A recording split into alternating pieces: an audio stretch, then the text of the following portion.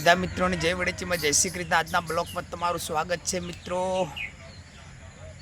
ચલો મિત્રો, આજ હવે આપણે કયો બ્લોગ બનાવશું? કોક તો વિચાર કરવો પડશે, કોક તો બ્લોગ બનાવવો જ પડશે।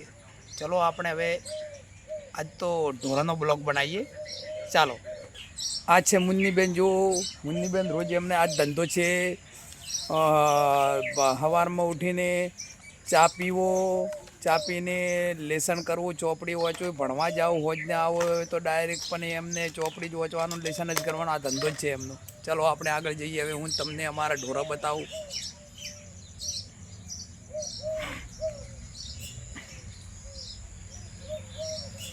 ગોમડાના ગોમડી।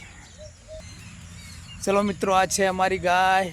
ગાય પણ દોવા દે છે બેઠક। અને મિત્રો આ છે ગગુડિયો, ગાયનો બચ્ચો રડલો, અને કે અમે નોમ આલ્યું છે ગગુડિયો।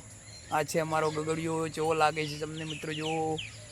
અને ચલો આગળ હવે જો મિત્રો, આ છે અમારે પાડી। અને મિત્રો આ છે અમારે બે ગાભણ છે, વિવાહ થઈ રહી છે, હોજવાર થઈ રહી છે। જો મિત્રો, જો આ બે અમારે વિવાહ થઈ રહી છે।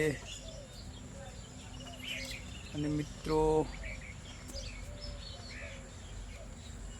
આ જો મિત્રો, આ ઢોરાને સાર છે, હાલો ખર્ચેલો પડ્યો છે જુઓ મિત્રો।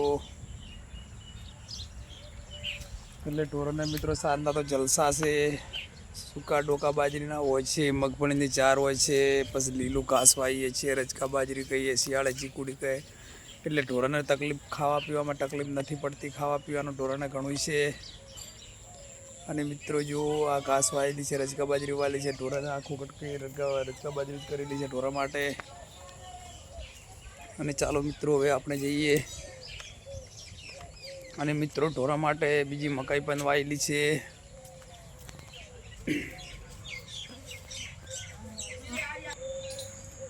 અને જો મિત્રો, આમાં મગફળી વાયેલી હતી, એટલે મગફળી પાણી ભરાવાના કારણે મગફળી ઉતરી ગઈ હતી, બળી ગઈ હતી। એટલે ઢોરા માટે મકાઈ વાવી છે જુઓ મિત્રો। આ ઢોરા માટે મકાઈ છે। અને આ બાજુ આસી મગફળી છે મિત્રો। જો આ મગફળી છે, એ આસી મગફળી ઉતરते એટલી રહી જતી આસી, હમણાં હજી પણ અમુક ડોકા જોઈ છે મિત્રો। એટલે આ વર્ષમાં મગફળીઓ છે, પણ મિત્રો લોબો નથી મગફળીઓ, કેમ કે વરસાદ પડપડ કર્યો એના કારણે મગફળી ઉગવામાં પણ ફેર પડ્યો। તો આસી ઉજી હતી ને એમાં પાછું પાણી ભરાણું, એટલે મગફળી ઉતરી પણ ગઈ ને હાલ પણ ઉતરવાનું ચાલુ છે। એટલે એકદમ મિત્રો મગફળી મન મોહે એવી મગફળી નથી, લોબો મગફળી એમ નથી મિત્રો।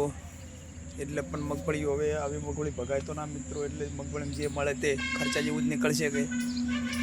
અને જો મિત્રો, અમારે ગોગ મહારાજના મંદિરનું ગોગ મહારાજના મંદિર છે અમારે। જો મિત્રો, તમને વિડીયામાં દેખાતું છે, જય ગોગા બાપા। તમે પણ ગોગ મહારાજના દર્શન કરી લો। ચલો મિત્રો, હું તમને મંદિરનો દરવાજો ખોલીને દર્શન કરાવો।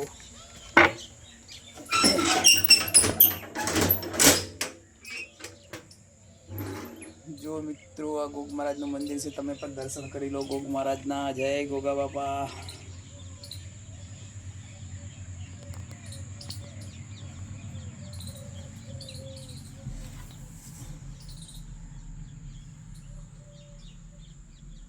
તમે પણ મિત્રો દર્શન કરી લો। જય ગોગ મહારાજ।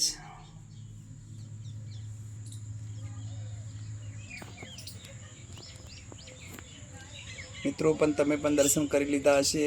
ચાલો મિત્રો, હવે આપણે ઘરે જઈએ। ચલો મિત્રો, હવે આપણે ઘરે આવી ગયા છે। અને મિત્રો આપણે આજના બ્લોગમાં આટલું જ। અને મિત્રો અમારો બ્લોગ તમને પસંદ આવે તો લાઈક કરજો, કોમેન્ટ કરજો, અને સબસ્ક્રાઈબ કરવાનું ભૂલતા નહીં। ચલો મિત્રો, જય માતાજી।